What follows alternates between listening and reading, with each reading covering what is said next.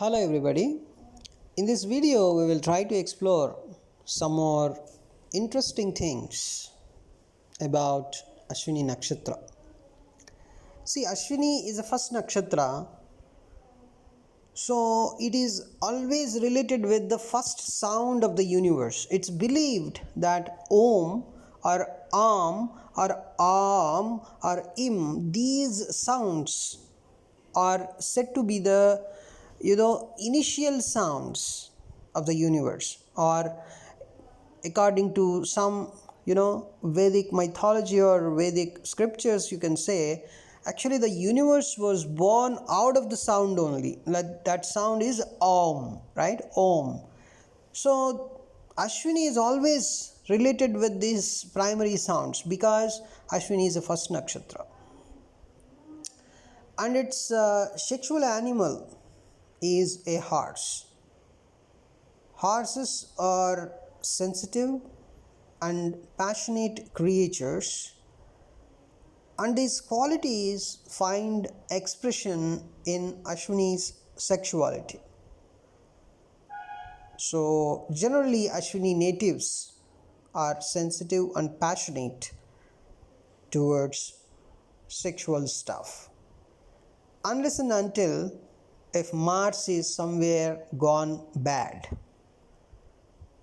The natural grace of horses gives Ashwini natives appeal and sexiness.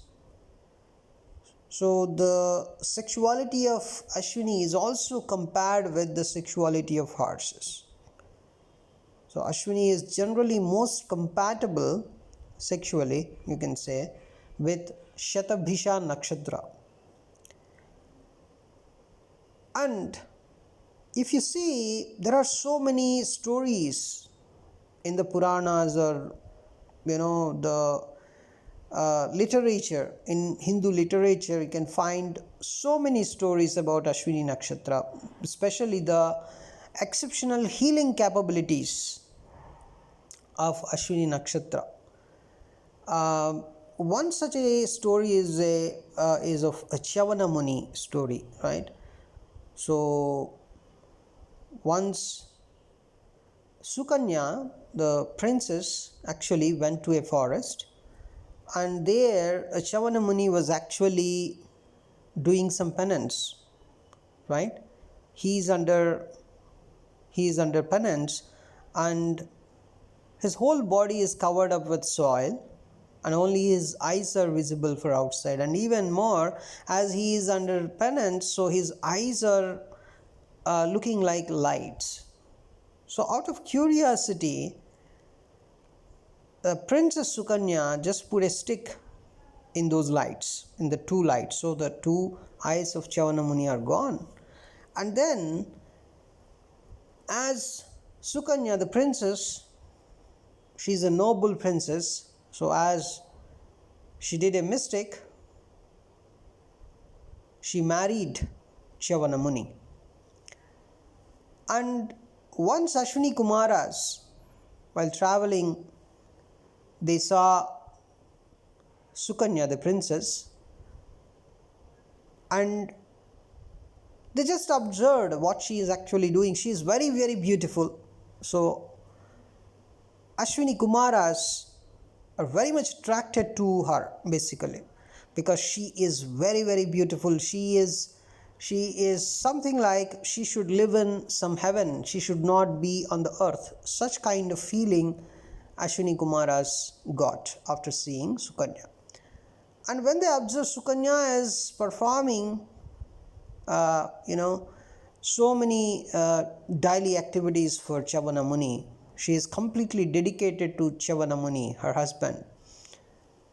And so, as Ashwini Kumaras are very much good in this medical field, they asked Sukanya that you're doing a lot of things for your husband, but we are able to cure, your husband's blindness. We're able to make him young also, but on one condition. Once we cure your husband, we three means the two Ashwini Kumaras and the Chavana Muni, we three will appear with the same body, and if you are able to recognize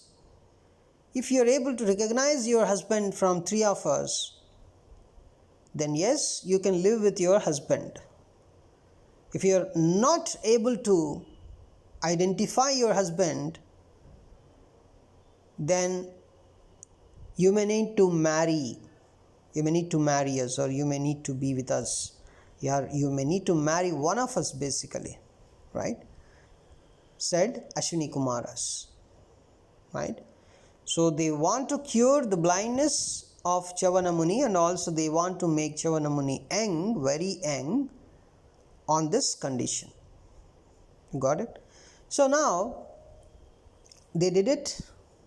They actually cured everything, and now Chavana Muni is young and is no more blind. And they appeared with the same body, with the same features, the three. But Sukanya has identified her husband, and that's it. Of course, here you can see the greatness of an Indian woman, that is Sukanya, and also here they are showing the greatness of Ashwini Kumaras. They can cure anything. They can do medical miracles, to convey this message to the world, the power of Ashwini Nakshatra. So we have this particular legend or story in our Hindu Puranas. And another one is the story of Dadhichi. So Dadhichi actually, he has the knowledge of Brahma Vidya, but he is told not to reveal this Brahma Vidya, that is knowledge of creation. Brahma Vidya means, Brahma means a creator. So Brahma Vidya is knowledge of creation. So Indra actually warned Dadhichi not to teach this Brahma Vidya, the knowledge of creation, to Ashwini Kumaras. If Dadhichi teaches this Brahma Vidya to Ashwini Kumaras, Indra is going to cut Dadhichi's head. So Ashwini Kumaras, then what they did, they actually put the head of a horse. They replaced Dadhichi's head with a horse's head, and then the Ashwini Kumaras asked Dadhichi to explain that knowledge of creation, and Dadhichi explained. And as Dadhichi explained the knowledge of creation, Indra came. Dadhichi explained the knowledge of creation to Kumaras, the Ashwini Kumaras. Indra came and cut his head, that is horse's head, basically. See, if Ashwini Kumaras had not replaced Dadhichi's head with horse's head, Indra would have cut the Dadhichi's head into something else, right? Into more pieces maybe, right? That's why Ashwini Kumaras actually replaced the Dadhichi's head with horse's head. Now, whatever Indra can do, he can do with the horse's head, doesn't matter. And once Indra cut Dadhichi's head, which is a horse's head, then again Ashwini Kumaras came, and as Ashwini Kumaras have this Dadhichi's head very well protected with them, they again put Dadhichi's real head back, and Dadhichi is again alive and very happy. It's just to show the medical miracles that Ashwini Kumaras can do. The story, the legend explains the greatness of Ashwini Kumaras basically. So in every culture you can see this kind of Ashwini Kumaras, the godly physicians. Basically they are born out of the sun god and Sanjana.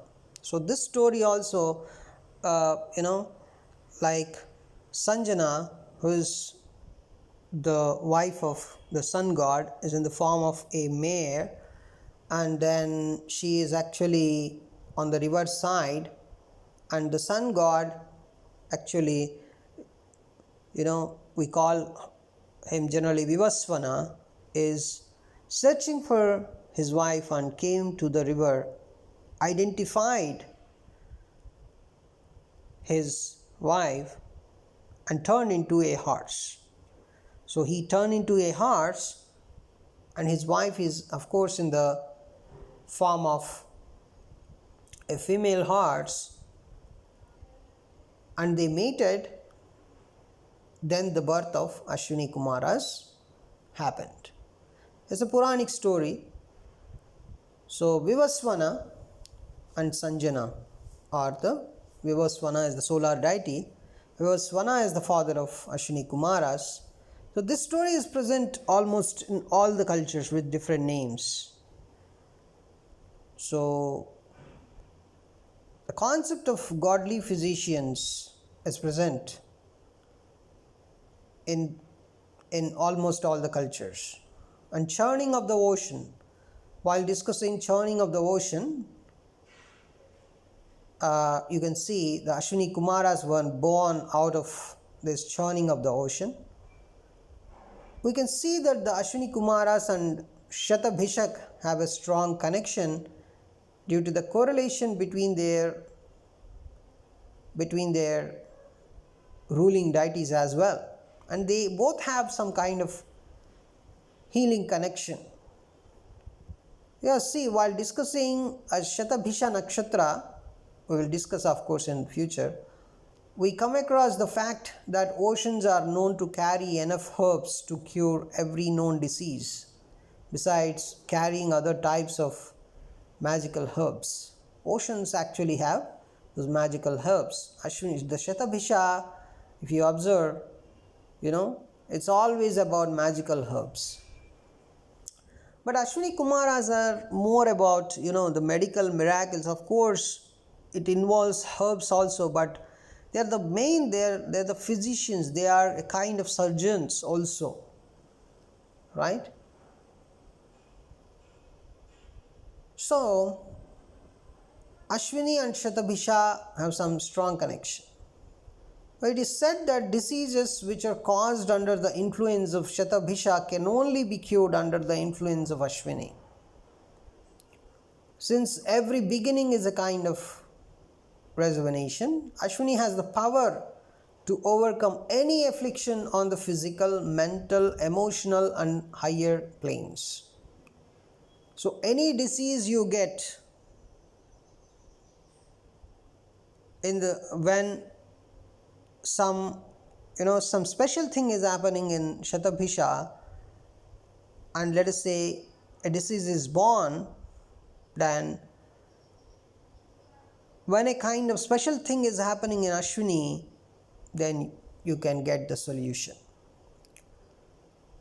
So in the universal scheme of things, Ashwini is related to power to quickly attain one's objective. Ashwini is very much famous in quick reactions. So Ashwini is representative of the universal energy which assists everyone in need without hesitation and delay. Ashwini is very helpful, but of course they are helpful only in the short term because they don't have enough patience to help in the long term. They just want to move from one thing to another quickly, as we discussed in our previous videos. So you should not Ashwini's help for a long time.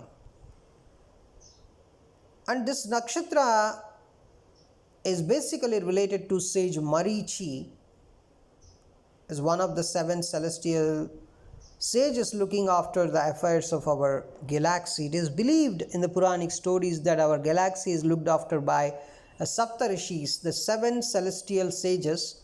One of them is Marichi, and Ashwini is always, whenever you discuss Ashwini, you talk about sage Marichi also. And one more thing is, Marichi has a meaning of light, lightweight, or very, very light. And Ashwini is the lightest and swiftest among all the 27 nakshatras. And when some people have some affliction or some problem in the Ashwini nakshatra, some malefic planet influence on Ashwini nakshatra, so for those suffering from bad effects resulting from the afflictions of this nakshatra, the best remedial measure is worshipping Lord Ganesha. Ashwini's Lord is Ketu, so whenever a person has some problems related to Ketu, he has to worship Lord Ganesha. So repetition of the root mantra, right? The root mantra is Om, or Om Am, or Om Im, Om Am. These are the sounds related to Ashwini Nakshatra. So when moon is transiting Ashwini Nakshatra, then you can chant this mantra Om Am or Om Im. So that can solve the problems related to this. So mantra chanting may need more and more explanation. This is a normal remedy, you can say. So there are so many other Vedic rituals which can really helpful when you have afflictions in Ashwini Nakshatra. I will post my email ID in the description box. You can mail me on those for any remedies you can consult. And persons who are benefiting from the positive energy of this nakshatra can also increase the good effects of this nakshatra by chanting Om Am or Om Im, right? So that's one thing. And it is helpful for them to wear various shades of red and bright variegated colors. They should use Ashwini's directions, lunar month, and the days when moon transits Ashwini to undertake all important actions. When you have a very good Ashwini energy in your horoscope, it's always very helpful. Only if you have good energy. If you have bad energy, you should not start anything on the day of Ashwini, because in your horoscope, your Ashwini nakshatra has some affliction, then you should not start any work on. Better you do not start anything, right? Any important action on the day of Ashwini if you have some affliction. If you have very positive energy in Ashwini nakshatra, yes, you can start all important action items on the day of Ashwini lunar month, or Ashwini lunar month is actually Ashwayuja Masa, we say, right? And when moon is transiting Ashwini nakshatra, then also you can undertake your important items. And it's very helpful for you to wear various shades of red and bright variegated colors. If you observe, Bruce Lee, the famous martial artist, was born with Ashwini rising, means ascendant is placed in Ashwini nakshatra, not the moon. Ashwini rising, that is, the ascendant is in Ashwini nakshatra. So his life in its entirety illustrates all the different aspects of this nakshatra. He is very quick, if you observe, in his actions, especially when he is fighting. He has amazing swiftness and quickness. Right? And even you can clearly understand he had a magical recovery from an injury. If you know his story, right, his biography, so he had a magical recovery from an injury, and even the doctors thought he would not recover very quickly, but yes, he made it possible, the quick recovery. So Ashwini, you just understand, if it is positive, how much quick actions, right, it can, so it can quickly heal. It is very quick basically.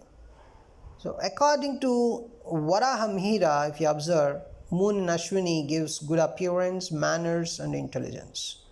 So the native is fond of dressing up and ornaments. The native is skilled in their chosen field.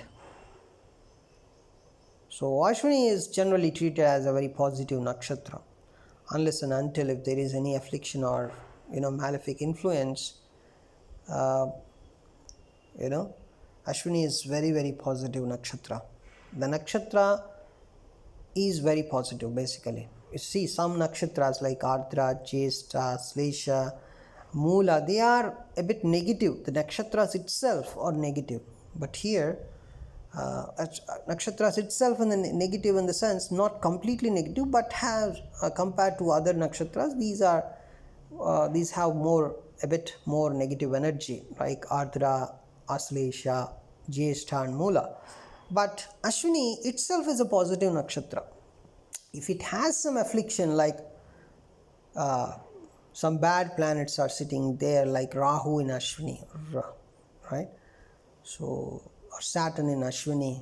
So these may give some kind of problems based on the house placement, right? But otherwise, Ashwini is always treated as a very positive nakshatra, except the Ashwini first pada. It has a very, very big karmic baggage because it is a Gandanta pada, right? So Gandanta pada is a pada in the bridge between a watery sign and a fiery sign. Here Pisces is a watery sign and Aries is a fiery sign, and Revati fourth pada and Ashwini first pada here in the junction are treated as Gandanta padas. Any planet placed there can have severe karmic baggage and can give a lot of pain in the life. So thanks for watching this video. We'll talk about other nakshatras in the upcoming videos.